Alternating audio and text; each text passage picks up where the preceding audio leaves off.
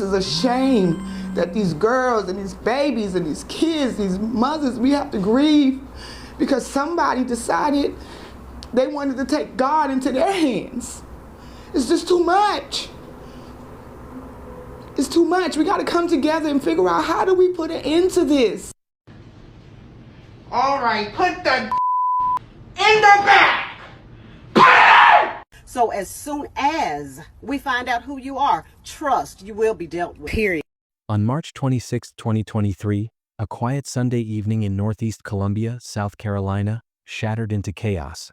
Just after 6 p.m., Richland County deputies began receiving frantic calls, reports of gunfire at the Carrington Place at Wildwood apartment complex on Mallet Hill Road.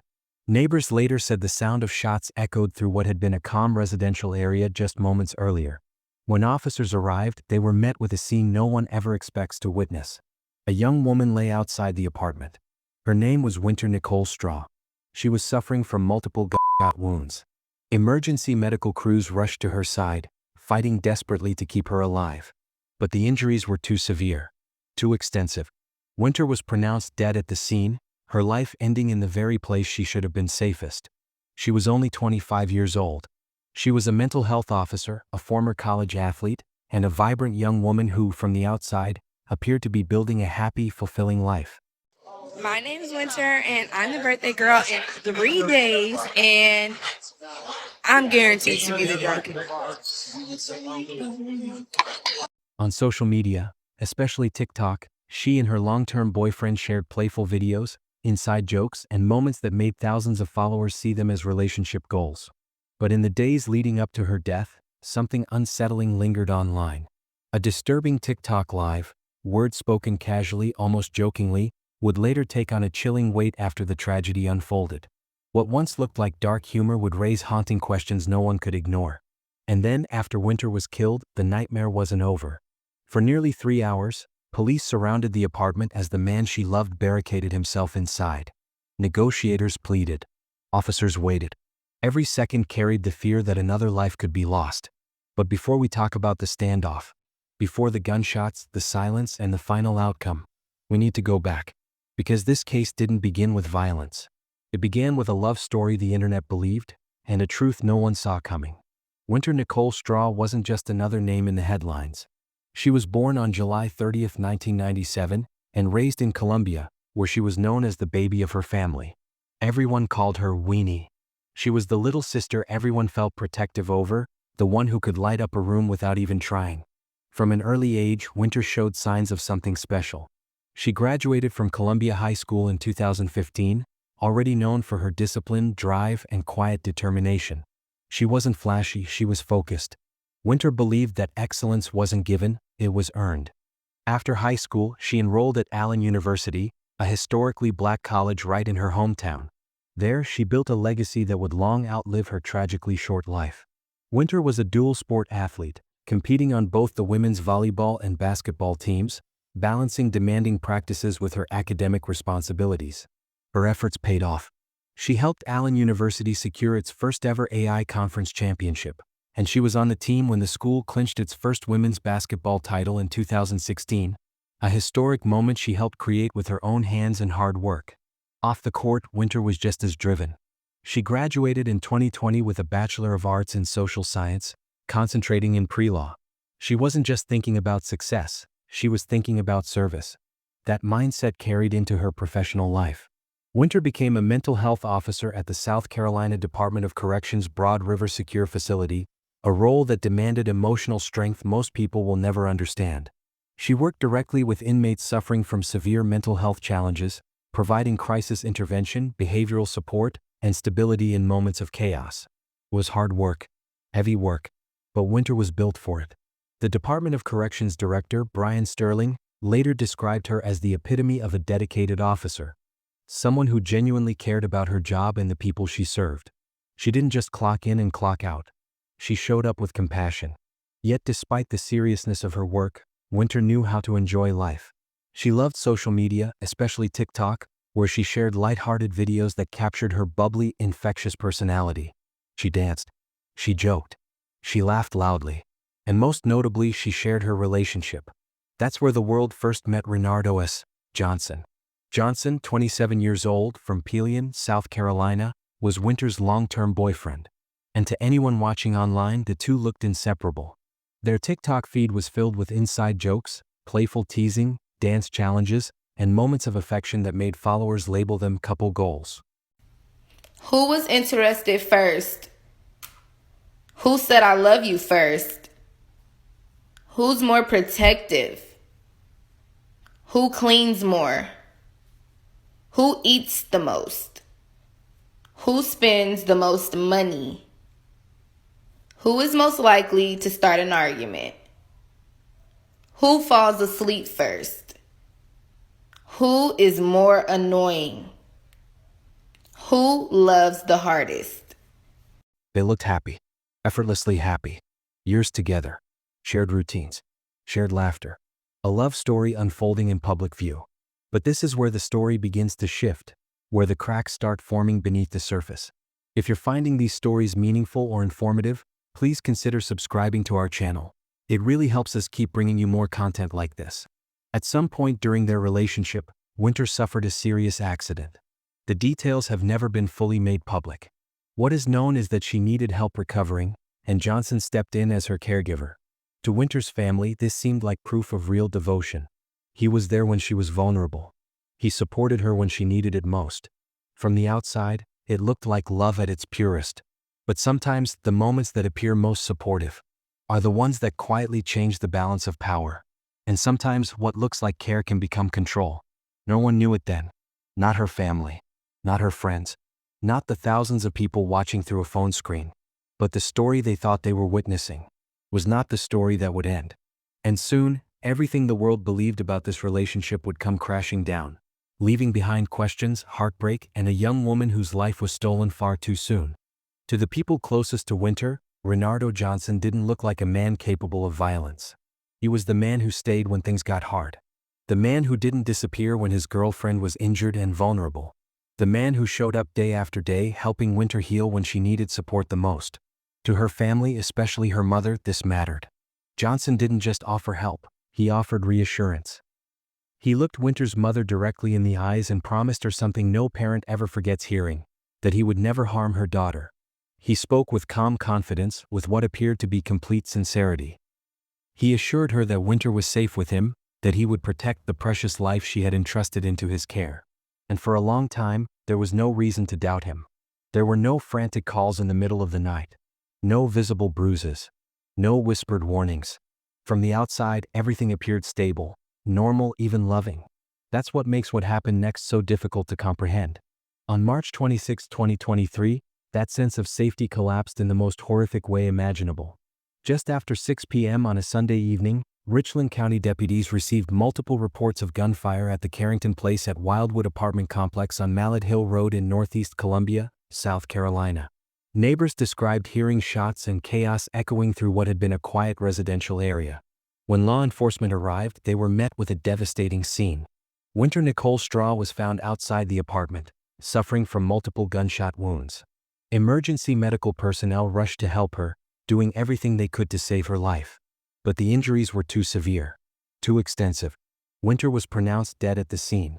As first responders processed the unimaginable loss of a 25-year-old woman whose life had been violently cut short, the situation escalated even further.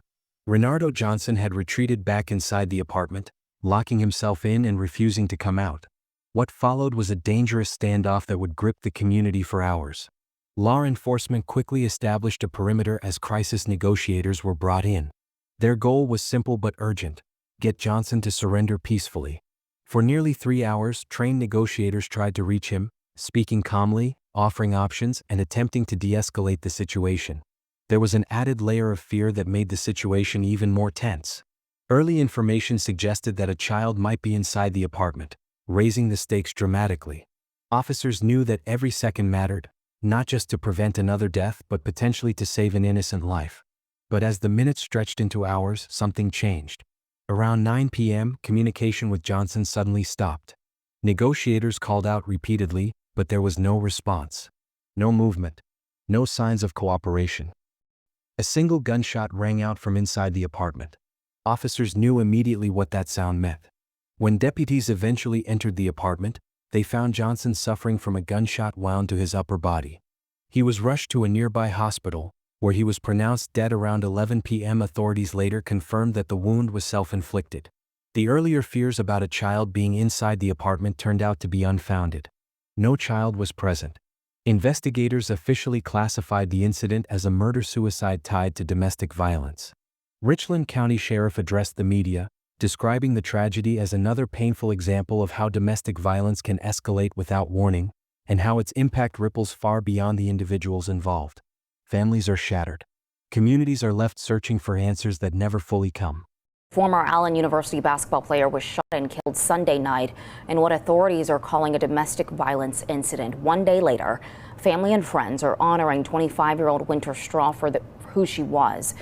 Perhaps the most haunting part of this case is what wasn't there. Winter's family had welcomed Johnson into their lives. They saw no obvious red flags, no visible injuries, no signs of fear. Winter's mother, Leon Williams, later spoke about how deeply this reality haunted her.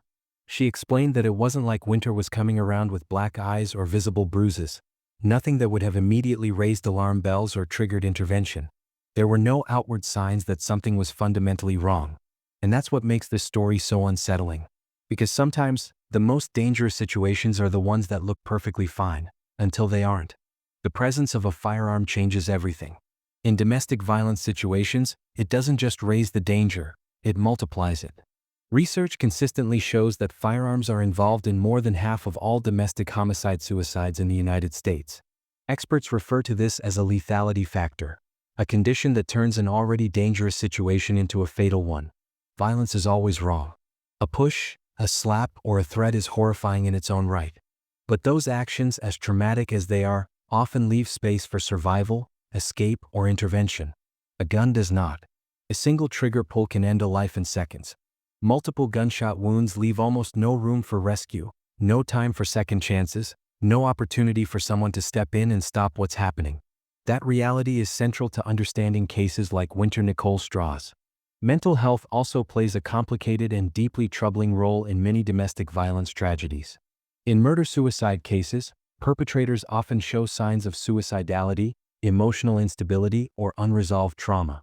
Studies suggest that individuals who were exposed to abuse, neglect, or violence during childhood may carry those wounds into adulthood, sometimes repeating the very cycles that once harmed them. However, it's important to be clear and responsible here. There has been no public information released about Renardo Johnson's childhood, mental health history, or personal background that would confirm or deny any of those patterns in his case. Speculation doesn't bring clarity, and it doesn't honor the victim. What we do know, what investigators have been very careful to emphasize, is that no specific trigger has been publicly identified. There has been no confirmation of a final argument, no reported infidelity, no known external stressor that suddenly set things off. This lack of detail isn't law enforcement being evasive. It's intentional. Domestic violence investigations involve intensely private, painful information. Details that serve no public good when released and often only deepen the suffering of families already facing unimaginable loss. Protecting that privacy is about dignity, not secrecy. Family and friends getting together Monday at the scene where 25-year-old Winter Straw lost her life Sunday night. There was no warning signs, which is the hard part about it. She was just a beautiful spirit that, didn't deserve nothing. A rising star. If you met her, you loved her. And if you never met her, you wished you had. Straw's family says she went to Columbia High School and played basketball at Allen University before graduating. She was also a member of the Delta Sigma Theta sorority and was loved by friends and coaches. She helped us win our first championship at Allen. On the women's side, first championship they ever won. And she was part of that team, and she was a big part of that team. She ain't like nobody calling her the baby because she had it, she held it. So shame that these girls and these babies and these kids, these mothers, we have to grieve because somebody decided they wanted to take God into their hands. It's just too much. It's too much. We got to come together and figure out how do we put an end to this. In the hours after Winter's death, something quietly powerful happened. Family, friends, and community members gathered for a vigil in her honor. And the symbolism of that gathering spoke volumes. Many attendees wore purple, winter's favorite color, and also the internationally recognized color for domestic violence awareness. That choice wasn't accidental. It was a deliberate merging of personal grief with public purpose. A way of saying that Winter's life mattered, and that her death would not be reduced to a statistic or a headline people scroll past and forget. At that vigil, Winter's mother, Lean Williams, made a vow that cut through the silence. She said the family would come together and figure out how to put an end to this, how to turn unbearable grief into meaningful action. It was a promise born from devastation but also from love. A commitment to ensure that Winter's story could help protect someone else. And yet, even as they searched for meaning, one painful truth remained impossible to ignore. There were no warning signs, her family said. And that's the hardest part. No visible injuries. No obvious fear. No clear signals that would have prompted intervention. The South Carolina Department of Corrections, where Winter worked, released statements honoring her dedication and service. Her colleagues described her as someone who didn't see her job as just a paycheck, but as a calling. She brought genuine care into every interaction, even in a role that demanded emotional strength and resilience most people will never experience. What makes Winter's story especially difficult, and especially important, is this. From the outside, there were no obvious red flags. The couple's social media presence showed a relationship filled with laughter, affection, and ease. Their TikTok videos captured moments that felt genuine and joyful. Viewers saw love, not danger. They saw relationship goals, not warning signs. And that's the uncomfortable truth we're left with. Sometimes the most dangerous situations don't look dangerous at all, until it's too late. There were no visible bruises. No public arguments. No emotional breakdowns posted online. Nothing that would have made friends, family, or strangers scrolling through social media stop and think, something isn't right here. From the outside, the relationship appeared healthy, loving, even ideal. We're running late for dinner, but get ready with us. One more so like an outfit of the day. Purse, Forever 21. Bodysuit, Charlotte Russe. Skirt, Shein. I don't have no shoes on, but some sandals. Come on, baby. Shirt, ABP. Billionaire Boys. Billionaire Boys. Shorts. My baby. Socks. ABP. Baby. Horsey. Sorry, ass Foot Locker. Research into intimate partner violence reveals something deeply unsettling. Social media often makes these situations harder to recognize, not easier. Online platforms allow couples to carefully curate their public image, showing only the highlights. The smiles, the vacations, the jokes, the moments of connection. My name's Winter, and I'm the birthday girl in 3 days, and I'm guaranteed to be the drunk.